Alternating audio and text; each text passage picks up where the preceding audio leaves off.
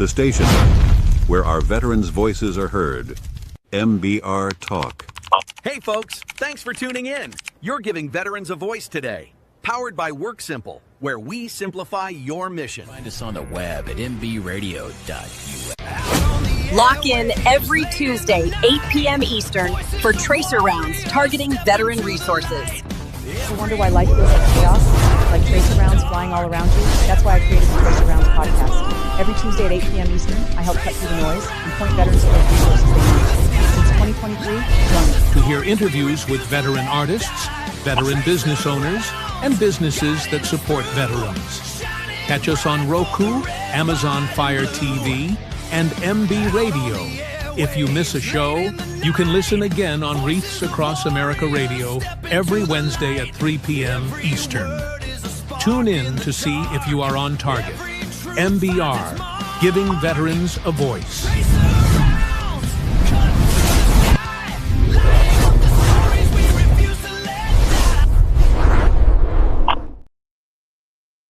And welcome back to the Tracer Rounds podcast. I'm Terry, your host, and with me, and you're on Military Broadcast Radio. And with our guest, our veteran guest tonight is Marvin D. Glover. Welcome, Marvin. How are you? I'm good. How are you? It's great to have you on the show tonight. Thank you for having me. Absolutely. So I know you're an Army veteran. Can you tell us a little bit about your service, maybe about how many years, when you joined, why you joined, that type of thing? Sure. So I'm an Army veteran, actually 3 years in the regular service, and then I came home back to Louisiana and did 5 years in the National Guard. And my way of getting to the Army was through scholarship. I actually had an academic scholarship at Alcorn State in Mississippi, and unfortunately Marvin didn't take care of his business, so I had to find other ways to take care of schooling. And so I ended up going in the Army, getting the Army college fund and everything.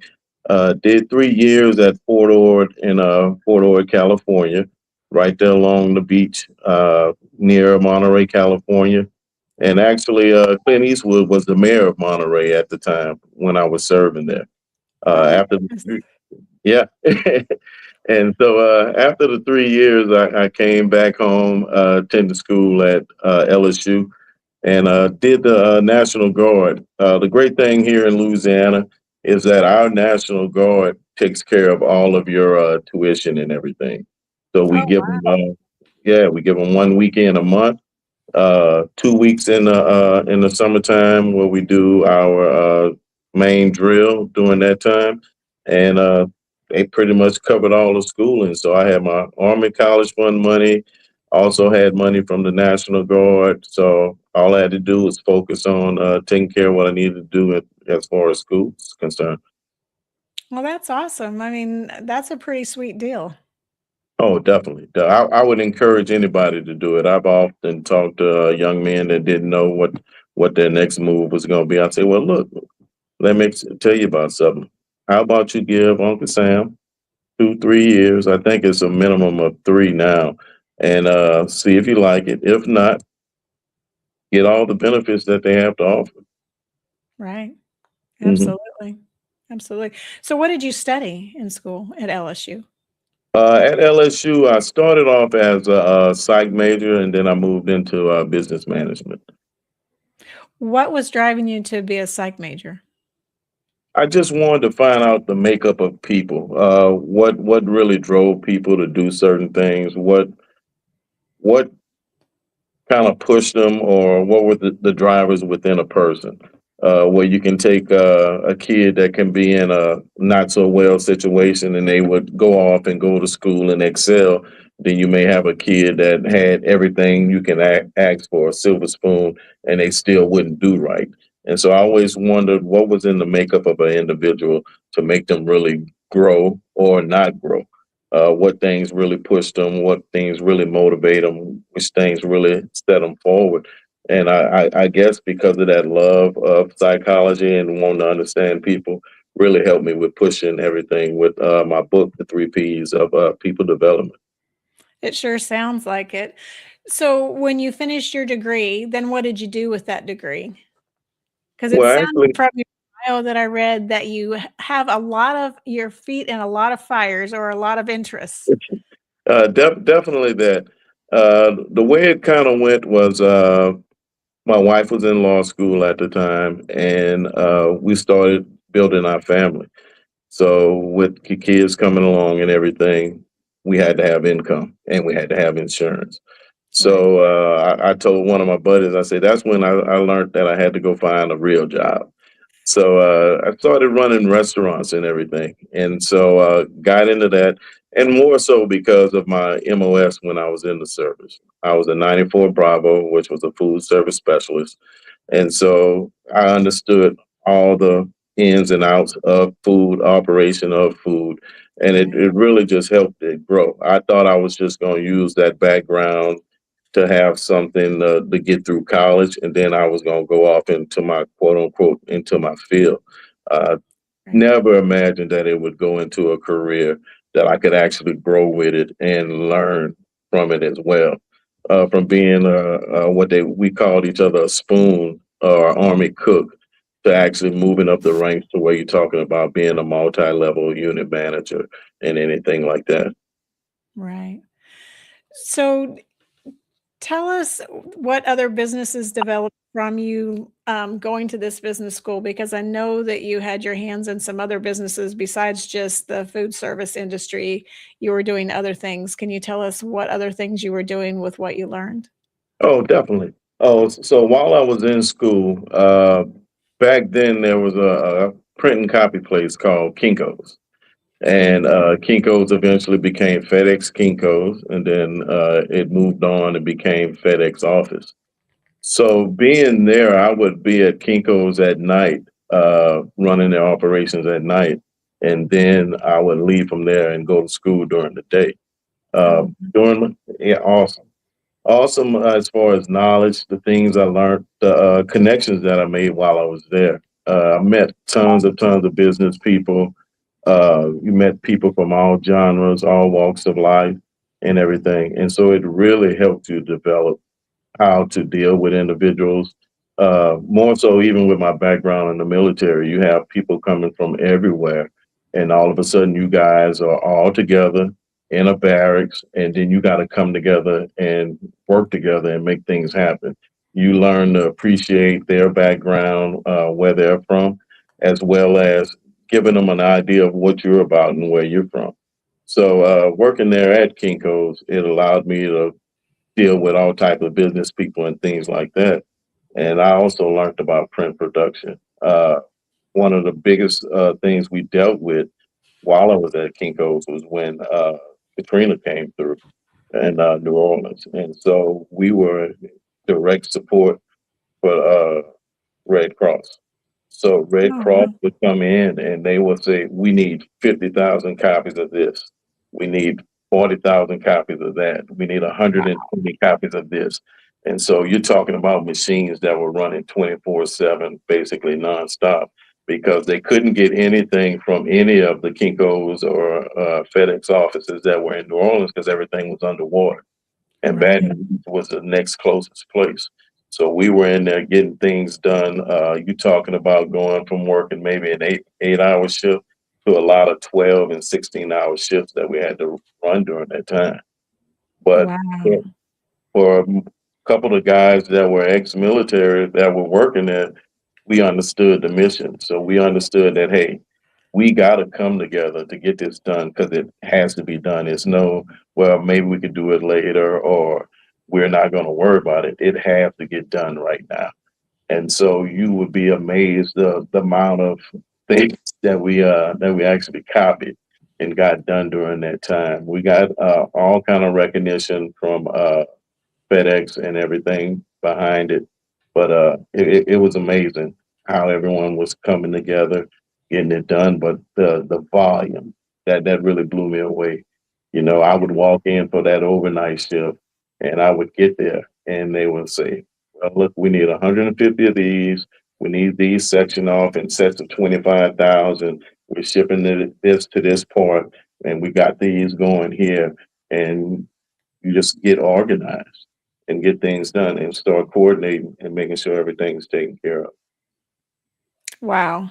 Who knew? I mean, you would never have thought you were going to be responsible for printing things for FEMA or whatever agency, Red Cross, whoever was coming in to, make a difference in the area when Katrina came through. I was in Denton when Katrina happened, working at the FEMA Region 6 headquarters there for Katrina. But yeah, I wasn't on the ground there. I was in the ground on Baton Rouge when Gustav came ashore.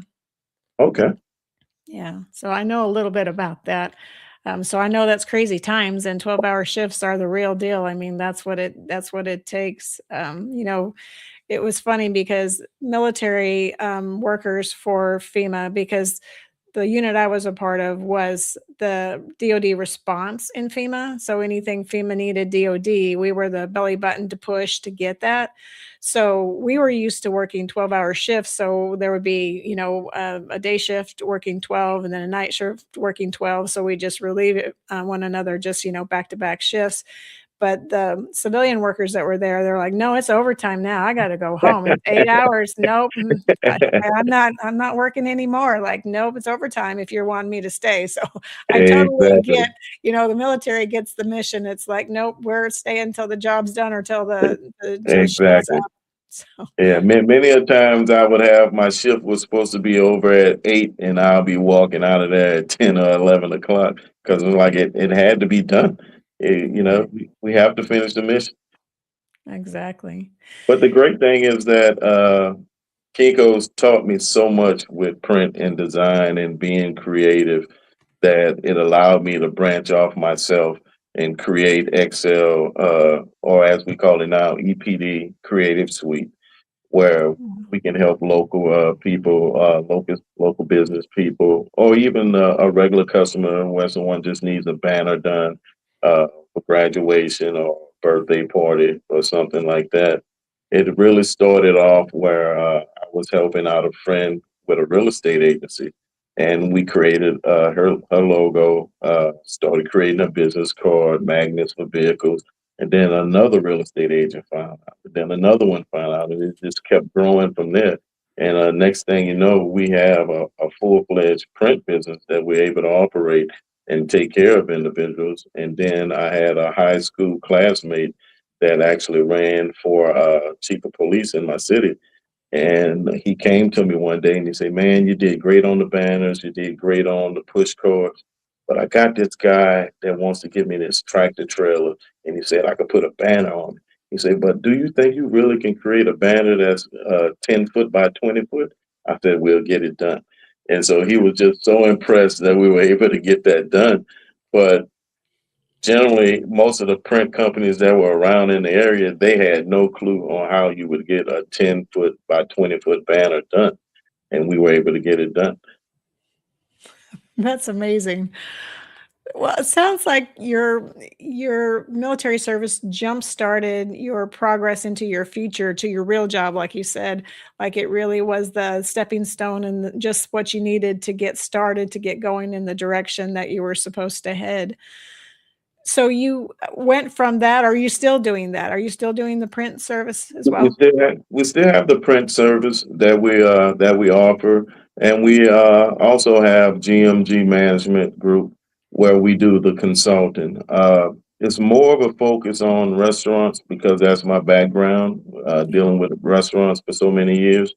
But we also help other businesses with scheduling, project management, and things like that. But I love the consulting because it gives me a chance to go in places that I've never been before. Like if I can go help somebody, help them open up a coffee shop. Well, I've never really ran a coffee shop before, but now I get to go in there, give them my expertise on my past experiences, my knowledge of food costs, putting together the P&L, doing the marketing, but really almost learning as they learn because it's a new area for me. And that's one of the major things with the consulting that's really exciting because now you go from maybe working a project that you've been on for 6 months or a year or two, and you go into a new project. So it never gets stale. It never gets, as they say, the norm. You get to break things up and do something differently. I think that's amazing that you've started as a food service specialist in the Army, and now Mhm. you're consulting for restaurant management or other type of businesses, and you're an author. And you mentioned something. You are the founder of Glover Land Farm. What's that about?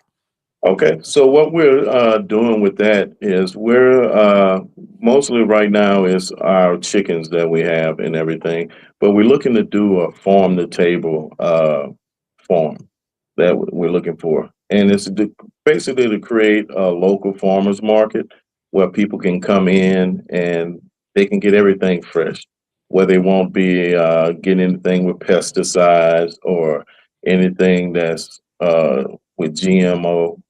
So everything you're looking at, you're going to come in, you're going to get fresh. You're going to know where it's coming from. It won't be going through several hands before it gets to you. And that's the exciting thing about it. As a kid, I used to visit my grandparents in an area of Livingston Parish called Marpaw. And when you would go down there, you would see land for days. I remember as a kid walking through the rows and everything of my uncle's tomato plants.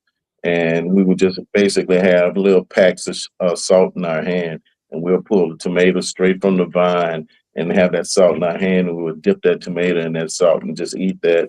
And it was just remembering how fresh that was, how natural it was, and not even thinking that, hey, this is something that's good for us, but it was just so refreshing to have something like that. And so, with coming up with the idea of Gloverland Farms, I wanted to create something that could last for generations for my kids' kids, and everything. But I wanted to create something where we would be able to get produce, where we would be able to get our meat from our chickens, from goats, from hogs, cattle, and everything else as we grow. But the main thing was to have something that's sustainable and right there in front of us that we can go outside almost and put our hands on and say, hey, I want some fresh cucumbers today. I want some fresh okra today. And go right there and pull it ourselves and have it available for us. Yeah, I agree with you. There's nothing like fresh fruit and vegetables from, raised on the farm. My grandparents also had a huge garden and had fruit trees and that type of thing, and we always had something fresh from, you know, they had a little farm, a little dairy farm actually. They were dairy farmers, and then they had their their garden and their fruit trees, and so they were pretty sustainable. They had a lot of kids, so I think they needed to be thrifty. But during that time, it was great because you had the free labor, so say. So they knew that, hey, if I want to eat, I better get out there and do something on this farm as well. You know, I hear my dad talk about it all the time. He said when he was a kid, they had to get up that morning, knock out whatever chores and different things they had to do on the homeland, go to school, then you come back that evening and go and play or whatever. You had to finish up what else was going on. And most kids they used to get excited about the summertime, but he said, man, for him, he didn't like the summertime because that mean that those little chores he was doing before school and after school, he was doing that all day. Oh, well. At least it keeps you out of trouble that way, right? Exactly, exactly. My summers were spent on my grandma's farm too, because my mom worked, so we spent summers with grandma, and so we helped pick stuff, and we helped, get the milk in and whatever else she needed, so I understand, it's a good life though. I mean, like, it Mhm. keeps you busy and it keeps you, healthy because you're moving around, not sitting around, so that's good. Exactly. So at what point did you decide you wanted to write a book? Actually, I've always thought about it. Always been a big fan of the 1 Minute Manager books. Also, 360 Leader. Those books really helped me off when I really dove into management. I always confide in managers that worked under me that I was a career assistant manager, and they were like, "What you mean?" I was like, "Well, it seemed like for years I never got a break where I could move into becoming a general manager." And so I would study these books and try to see what I can learn to help me grow and move myself up and move up the ranks and everything. And in studying these books and seeing how the books were laid out, how they were practical, where someone can draw knowledge from it, no matter what level or what background they came from. I was like, man, one day I want to write a book, and I want to do a book on about food service management, actually. And thought about it, tossed it around, and so me and my wife would talk about it some, but she was real adamant about it. She would say, "Look, you really have a lot to offer. It would be great if you would just take some time and sit down and start doing the book." Well, in 2024, I decided to run for local city government, and unfortunately, I lost. I didn't win. But at the end of that, I turned in six restaurants that I was supervising, and I said, "Well, look, I'm gonna take this time and really get in the community and do different things in the community." So I ended up being on board for Volunteer Ascension, where we go out, we do different things in the community. We kind of coordinate volunteers for different activities that are going on in our community here in Ascension Parish. So I was on that board and then just chugging along, enjoying life, really not having a whole lot of responsibilities. But the conversation came up again about the book. Uh, Yeah. Ended up joining with another organization called LOCK, Loving Our Children, Our Community's Children. So I was on this board now. Now I'm on two boards. Next thing you know, I end up joining two other organizations. So I'm on four boards. It starts becoming like it's almost a full-time job. But the conversation still came up about the book again. And so she finally sat me down and she said, "Look, you know what you want to say. You say it, and I'm gonna start putting it together for you." So she would pull out her phone and she would just let me talk every night. We would sit there and we would talk. And she was like, "So explain this to me." And she went on, she said, "So really explain the three P's to me. I've heard you say the three P's, the three P's, the three P's. Break it down for me, explain it to me." So I would start explaining it to her. And then I would start telling them what praise was about, diving into that, how people use praise to recognize individuals on their team, and how a lot of teams, you can just really grow a person from giving them the right praise, the right constructive criticism, and really develop them from there. And then we move from praise and we move to pay. Usually, if a person is doing well and everything, they want to see compensation. They want to get paid for their efforts. So when you have that in place, the next thing is either you're just going to keep paying a person and not get nothing in return, or you start trying to grow that person to bring them up to the next level. And so that's when you get into position. And so she was like, "Okay, so let's go back and let's break it down and just go a little more in depth." And so that's what we did, month after month, until I gave her enough information where she could, excuse me, compile it all together. Me, I'm just thankful that she has the tenacity and the willpower to do it, because she was able to take everything I told her and put it all together and turn it into a nice book. I looked at it several times, and I still look at it every day, and I'm astonished that we were able to take all that information from years and years of my experience and put it and compile it and give it to someone. Been getting some great feedback from individuals about it. Actually, one of the first things I was able to do, even before the book was launched, was to get with a former coworker of mine and have a synopsis with a group of his team, about seven managers with Whataburger. Got them together and kind of test out the things that I was saying in the framework, and they were extremely impressed with it. Loved the ideas that I was able to give them, the information. They said it lined up, it made sense. And that's the biggest thing that I was looking for, Terry. I wanted to make sure that I understood what I was saying, but I wanted to make sure they understood everything that I was saying and that it wasn't just going over their head that I wasn't just taking a whole bunch of stuff and just jumbling it together, putting it together to say, boom, hey, I got a book.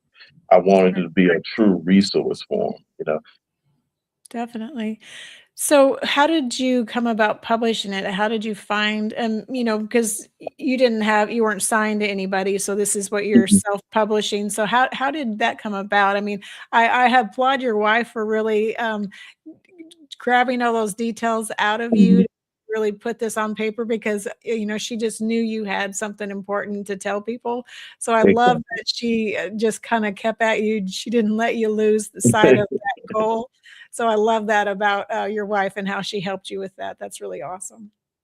Yeah, as far as the self-publishing, it really took a lot of research.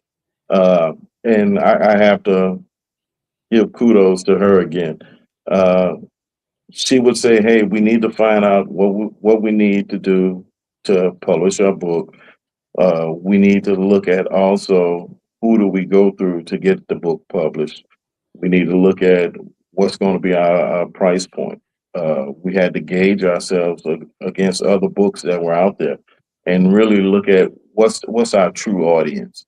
And that's the type of questions and the things I loved about the way she thinks because she's great at project management and putting things together. She's the better organizer. I'm the doer. So if you tell me go left, I'm gonna go left. You tell me go right, I'm gonna go right. You say knock down the wall, I'm gonna knock down the wall.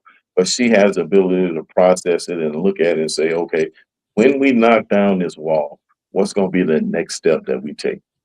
And then once we got this wall knocked down, what are we going to do with those bricks that we knocked down? And so she Right. has the ability to have that foresight as far as that. And so in the whole process, she would give the information to me and say, hey, look, I need you to look into this. Tell me what you think. And this is what I found so far. And so she'll get that to me. I'll look at it and I'll dive in and say, hey, okay, this is the price point that we want to go for the book. This is the image that we want to have for the book. Who is our target audience? It's definitely people that want to grow. But are we looking for managers? Are we looking for new managers? Are we looking for CEOs? Are we looking for directors?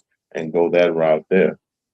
And as we went through the whole process, the whole project became bigger and bigger than what we could ever imagine. She was like, "Sir, you got to get ready to start doing some keynote speaking because it's going to be more than just selling your book." And so now I got to get in front of the mirror and start practicing because I got to know everything that I'm saying so it lines up with everything that we're teaching and we're sharing with inside of the book. So it wasn't like she did all this and just said, "Here you go, jump in." No, it's like, okay, now you really have to gear yourself and get yourself together to go to the next level because now you'll be able to stand in front of 100 people, stand in front of 50 people, stand in front of one person. But now you got to explain to them all the aspects of the 3 P's of people development without being stumbling or almost to where you knew it like the back of your hand. And so I started going through the book over and over. And really, we started doing editing that way. Uh, I would go through and say, well, I don't like the way this part is. Can we change the wording on that? We don't want to use this word lever. We want to use driver and different things like that. So it really became a tandem, almost like a yin yang with us in developing this book and everything. So, can people schedule you to come out and talk about what you've learned with people management and with inspiring people to get on board with with work culture and with work in general? Because I know, like you said, pay isn't everything. It matters, but sometimes it Right. matters less than getting recognized or getting the opportunity to work on new projects or it's growing, like you said, growing the person to the next position. So sometimes that matters more than just the pay because sometimes the pay is not enough to keep someone somewhere just because the culture is so bad. Exactly. One of the things that I've taught in one of the 1 hour and a half synopsis that I did earlier this year is that there's a motivation fallacy. Uh, most leaders, they motivate the way that they are motivated. One size fits all leadership. I can tell anyone that it's going to backfire. And then what you find is that people start to disengage, and when they disengage, it's not like big, elaborate where you can see it. It's kind of they quietly disengage. Right. I'm big on basketball, and one of the examples I would give managers or anyone that would be in one of our seminars is that anybody from Indiana, they know about Bobby Knight, and Bobby Knight was a great coach. But what they fail to realize is Bobby Knight recruited certain type of players. Well, unfortunately, a lot of times in the workplace, we're not able to recruit certain types of players to a certain degree. You have to take those that you get that come in and you have to start developing and training them and getting them to a certain level. Well, Bobby Knight knew if I got a player that he was able to play in this particular system, I'm gonna get the same outcome. I could almost do it like a cookie cutter, plug this person into my system, and now we're gonna have success. We're gonna win national championships. We're gonna do well in conference play and all of this. Well, it's a little different for that manager that's running the restaurant because usually he's got a 5 mile radius, or even sometimes a little further of the individuals that he's going to be able to have to come work for him. So he has to be real creative in the way that he thinks, in the way that he addresses his team to bring them in, to develop them, and to actually just have the individual there to work. What I used to love to do during the interview is really talk to a person and find out more about them than actually them finding out about me and the job. I want to know what you like, what you don't like. How do you like to be coached? How do you like to be led? But then at the same time, I want to let them know what their expectations are. A lot of times you find managers, they're in a bind, so they're looking for a warm body. So what they do, hey, first person comes through the door, hey, can you stand? Can you move left? Can you move right? Tell you what, you're hired. you know, and they Yeah. go from there, and then it's like you have no clue or any knowledge of this kid. You don't know what's going on with him, so you Right. have to ask questions, and I guess that's where the psychology background comes in. I start trying to dig and really find out what makes a person tick. And Right. so with my framework with the 3 P's of people development, it gives you some things to use to find out what makes a person tick. And even with praise, praise goes more or less and it says recognition and reinforcement. So you know that if you're giving a person praise, you're recognizing their efforts and you kind of reinforcing so you get that same result every time. And then Right. it almost becomes like a habit. Forgive me for using basketball analogies, but you take a person like Steph Curry, he shoots the same shot the same way every time. That's why he has success. So it's kind of the same way when you're giving that praise. You want that person, that individual to do the same thing every time.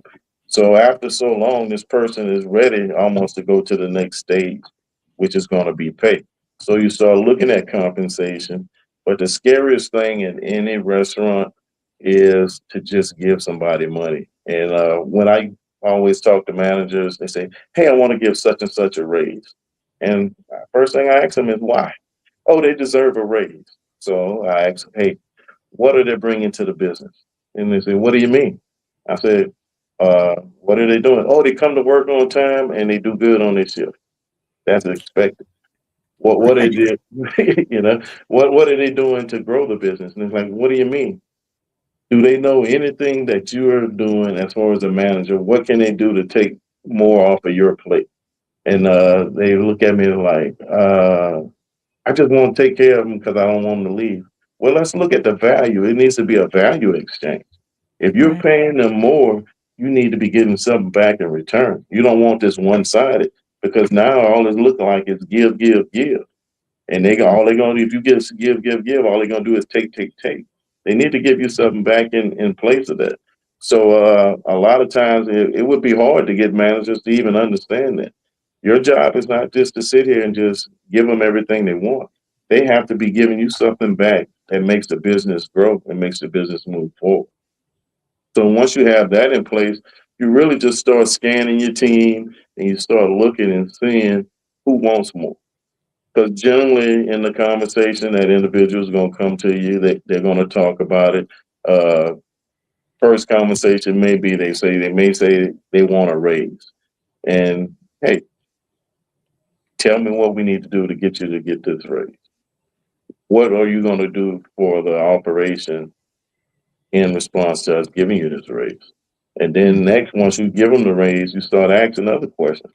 So what's your 5-year plan? And I love asking a 17, 18-year-old kid, what's their 5-year plan? They look at me like, wake up tomorrow and go to school, maybe go to college. And then you start really you start arising, getting that arousal in their mind of what they want to do next in life. And you start explaining to them that, hey, you really can have a career here as a general manager, doing very well, accumulating so many bonuses, moving up the ladder, even moving the multi-unit management district manager or something to that level. And I really relish at the fact when I do see the ones that grasp it and really dig in and they start to grow. But if you're not having those conversations, the people aren't going to grow. They're going to give you just enough what they want to give you, and that's where the position part comes in, because a lot of times a person will leave a job because they're not growing.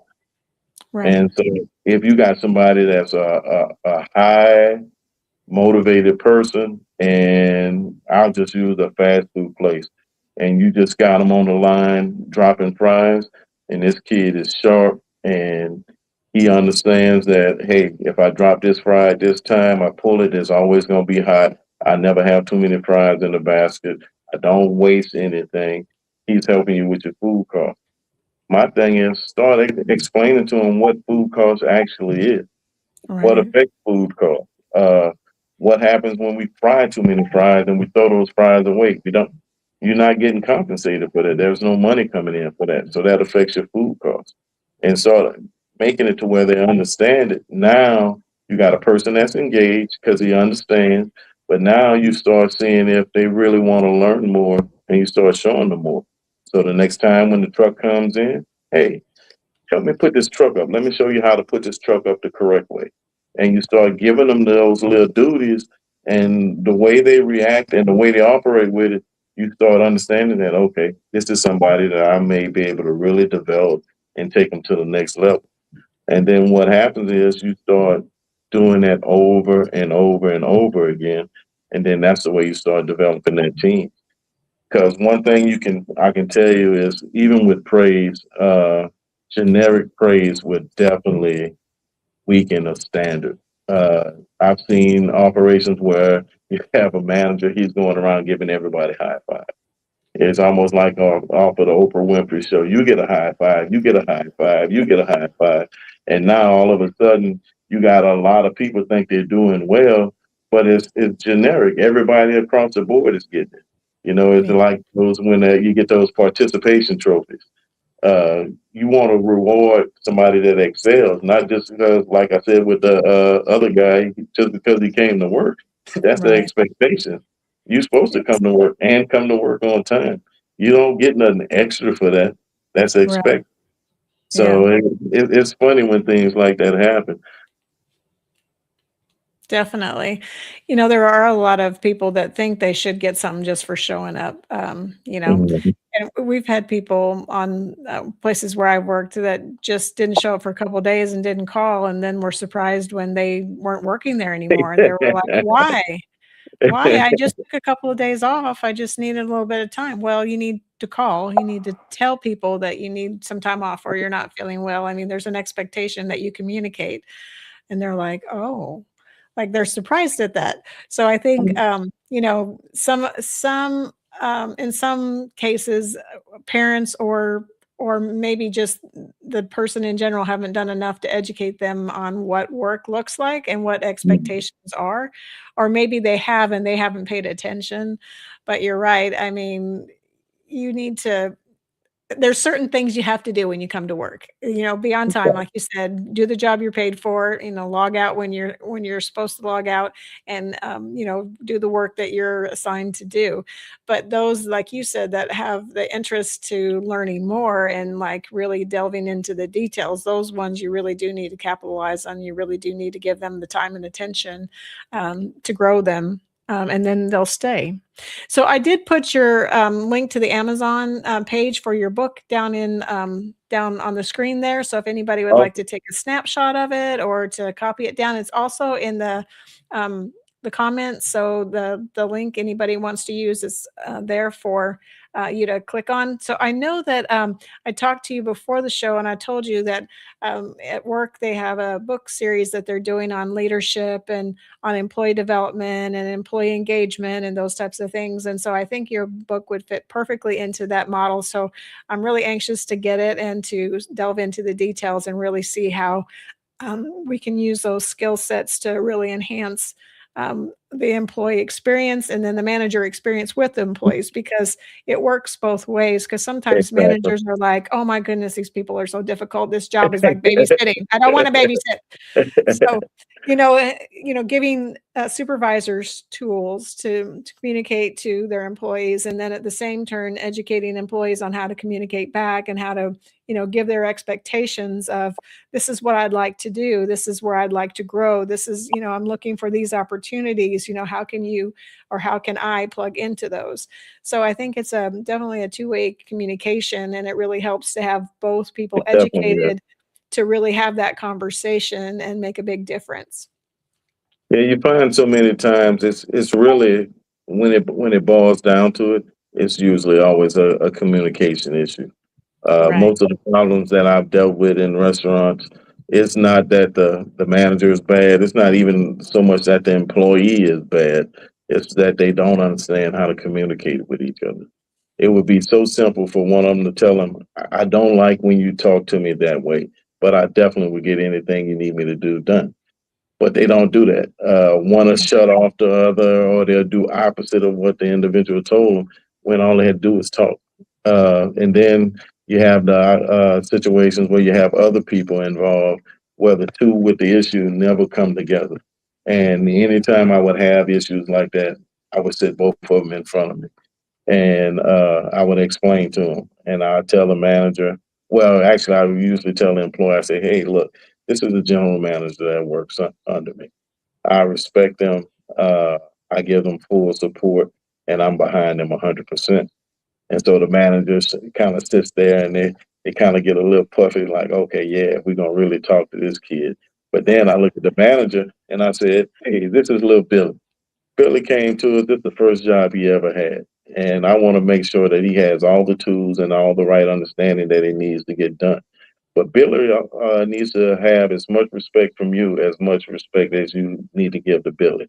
And then you start seeing the scale starts to balance. Then, and then we get into what the true issue is, or what's causing the problem. And it's usually very simple. And I almost want to say, now you guys couldn't figure that out yourself, but sometimes it takes that pulling both of them together, away from the rest of the team, away from the other managers, and really looking at what's going on and really diving into it and get a true understanding of what's being said and what's being done and which way we need to go to lead toward progress. Right. Have you ever gone into a restaurant or something and acted like a customer and just watched the dynamics like they do with some of those reality shows where they're just watching the dynamics of the kitchen staff, the wait staff, and then the manager or whoever's like in charge or the shift manager that night? And how does that go when you kind of watch that dynamic? And then what do you do afterward? Well, I've done it two ways.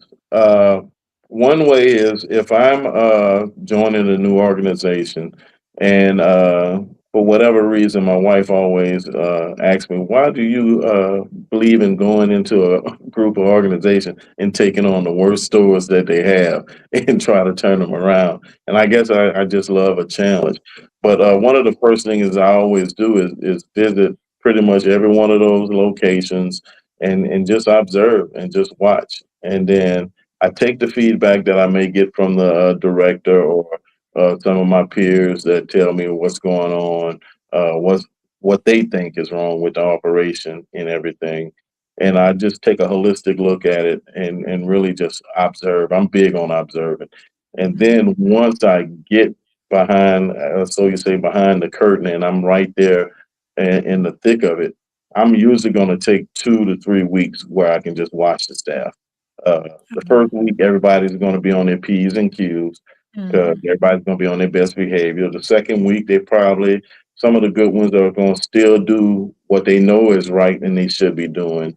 Somewhere between that third and fourth week, you start seeing the real person themselves and how they really are every day. And that, hey, this person doesn't come to work on time all the time. This person leaves early a lot of times on their shift. This person clocks this person in sometimes when they're not even here. This person likes to take a break and eats a sandwich around the corner during this time. And they really can't get away from that habit. Now, I've had times where I've done this and a person has, for a month, pretty much turned everything around from the way they operated before. And now they've done it for 30 days of doing what's right. And so they formed that habit, and now they're doing what they should have been doing even before I got there. And it's funny because everybody's like, "What you did to change it?" I was like, "Nothing. I just come in and I observe. I wouldn't even say much, and I'm just watching." And in their mind, is like, "This guy's watching me." Not necessarily I'm watching the whole operation, but by me being there, the presence, they feel that, hey, I need to do what I'm supposed to do. And you'll find that with many organizations, they have the rules in place, they have the systems. There's just not a person enforcing those rules and those systems. It's basically like the military. If you got somebody that's in whatever branch or whatever service, and they're making sure that, hey, no matter if you're at Fort Ord or if you're at Fort Lewis, this is the way we get in the formation. And this is the way we do this. This is the way we get at parade rest. So it doesn't matter where I go at, they're doing it the same way. And so once you institute that and you have that system, it's simple. Anytime that I've gone in and changed the organization around, it's because I use the tools that's already there. And I laugh because I'm like, it was already there. This program is here. This system here is here. Let's use it. And they'll look at you like, we've never used that. Why? It works. It was created for a reason. And it's like, so you're telling me I need to use this form every single day you come in, use this form, and it's gonna lead you in the right direction. So they'll look at me and say, okay, I'm gonna use it and I'm gonna show you. And by day 21 to day 30, it's like, man, my job is easy. Your job was always meant to be easy, but you weren't using the tools. Right. Well, it seems like you have the demeanor to really be that peacemaker or that go-between that, that the manager needs and the employee needs.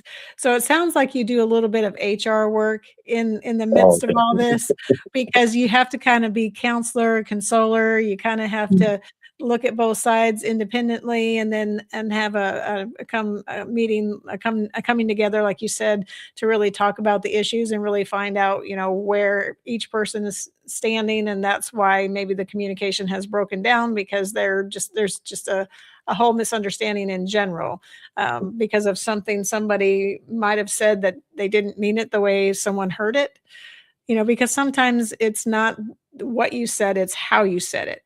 And exactly. they take it, quite literally or the wrong way, and it was never intended that way. And then that puts a gap in between the two people. And then, you've got to bridge that gap some way. So it seems like you're really that person, that calm in the midst of a storm. Well, look, I always tell my people, I said, to be honest with you, almost 98% of the time when a manager is directing somebody or leading somebody, he's right in the directive, because a lot of times I'm giving them that directive. It's the delivery that gets us in trouble or gets them in trouble. Then I have to come behind them and explain it. And I said, the way let's take, for instance, if I'm telling them that we're exceeding our service time and we need to drop that service time down probably about 30 seconds or whatever. Mm-hmm. So I tell them that, I explain that to them. They go back and they're probably in the restaurant screaming, Mr. Marvin said we got to get our times down. You need to get our times down. Da, da, da. And then the people are all antsy, not liking to be yelled at because the average person doesn't want to be talked in that type of demeanor. And now your people are upset and you're not reaching your goal and you're wondering why this person called out the next day and everything. And then a couple other people start calling out and you're telling me, man, we'll never get this time down that you want us to get down because I told them about it. And then I sit down at the table, explain to me what you told them. Well, I told them that Mr. Marvin said, I said, first thing, that's one thing you messed up. And it's like, why? I said, it needs to come from you. It needs to be like it's you. You're supposed to be my voice, but don't use my name. Use it to where it's coming from you. Because you know what happens? It's like what? They respect Mr. Marvin, but they don't respect you. So if they respect you, they're gonna accept it from you. And it's like, okay. And I said, tell me how you told them. Well, I was yelling. You were yelling. Well, I mean, I was talking loud to such and such. That's like that's what the problem is. I said, that's what I Right. want you to do. So tomorrow when you come in, get all your management team together. You guys have a quick 5-10 minute huddle. Explain to them this is what we're looking for. We want you to bring it down, but we want you to bring it down organically. I don't want you pulling cards. I don't want you getting people to back up. I want you to do it organically. Make sure your team has everything they need to be successful. That they got every item that they're going to need to make every sandwich, every meal, everything that we're sending out the door. Make sure all your cups, all your utensils, everything you need is stocked up to be successful. And then talk to your managers, explain to them that, hey, at this time, this is when we're the busiest. So at this time, we need everybody fully focused. At this time, we're going to get a little slack time break. We kind of bring it down some. But then when we go into dinner, it's going to pick up again. And I said, coach them that way. And a lot of them, they would take that information, they will go with it, and they can see the change. Now I say every day, tighten it up a little more, a little more, a little more. Then the next thing you know, you're exceeding your goal or definitely hitting your goal. But in their mind, they think, hey, a good manager is going to go in and going to be almost like a drill sergeant. But even Right. the best drill sergeant is very meticulous in what he does to motivate and to really get the best out of their soldiers. It's not just screaming at a person. The No. screaming part is to break you down to get you to where you actually listen. So now you fully focus on this person. Well, you got to turn your screaming into something else that gets them to focus. It may Yeah. be playing a game, it may be something laughter wise or anything to really to get them drawn in to where they're locked in to whatever you're saying. And once you get that buy-in and they're locked in, the goal is going to be very easy to accomplish. Yeah, definitely. Yeah, I mean, getting loud when you need to is okay, but staying loud isn't the right answer because people don't respond well to that. They start tuning you out and start wanting to be somewhere else and do something else. Exactly. So if you could speak directly to someone listening tonight who dreams of writing a book or who dreams of moving up in management or who dreams of joining the army or just pursuing education, what would you tell them? What I would tell a person is generally what I usually ask any kid that comes to work for me. I ask them, what do you like to do? For me, going into food service, I was given options from my recruiter. Once I made a decision that, hey, I'm going to the Army to get the Army College Fund so I can continue to go to school. The questions I asked my recruiters was, look, hey, I want a job, but I want a job where I'm not in the woods. I'm not really wanting to go off and actually fight. If I could find something where I don't have to have a rifle in my hand every time. And he told me, he said, well, son, this is what you may want to do. You may want to go into supply. You'll be working like in a warehouse environment. You'll be making sure all the soldiers got everything they want. He said, or you may want to go and be a food service specialist. He didn't even call it a cook.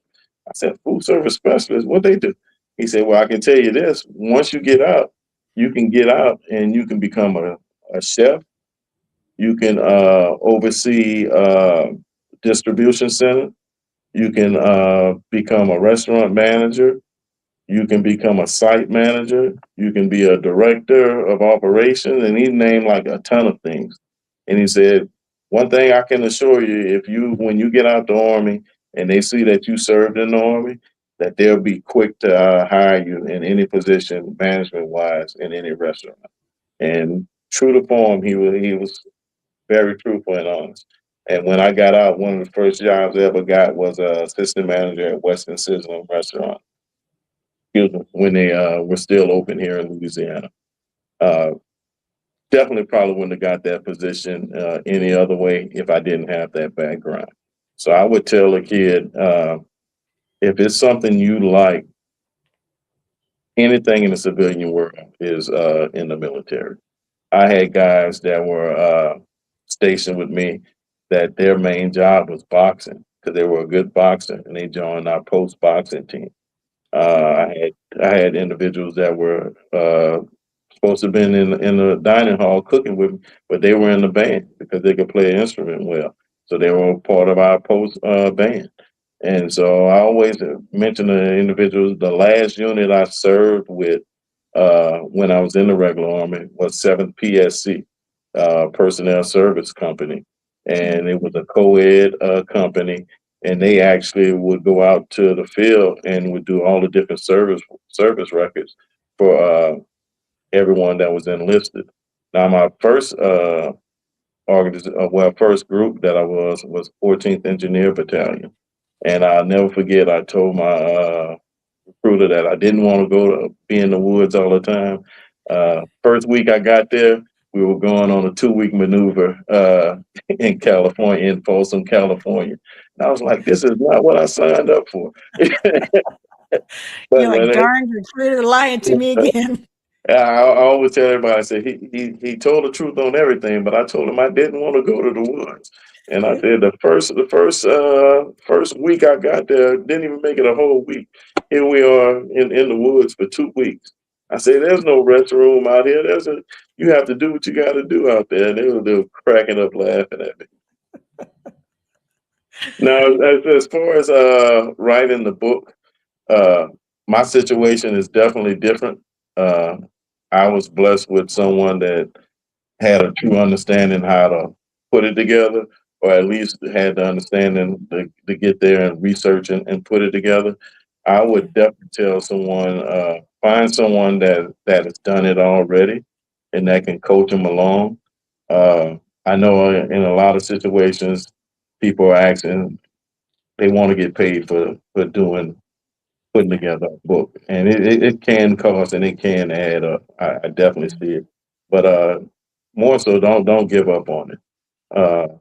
If you truly have a desire to write a book, I would say sit down and do it, and give yourself a timeline. Uh, let's say right now is June going into July. Give yourself a timeline. And say, hey, in July, I want to write this section of this chapter. And go to August, do another section or chapter, and just to give yourself timelines to really plan it out how you want to do it. In the very beginning, just give yourself a rough sketch of how you want it situated and everything, and then just go back to that plan and just don't deviate from it. Just make sure that, hey, I'm gonna allot myself 10 hours a month where I'm just really just working on my book, and then go back and then go do it again the next month. And like I said, just never give up on it. That's very good advice, because a step forward is a step forward. It's still progress. No matter how small the step forward is, it's still forward.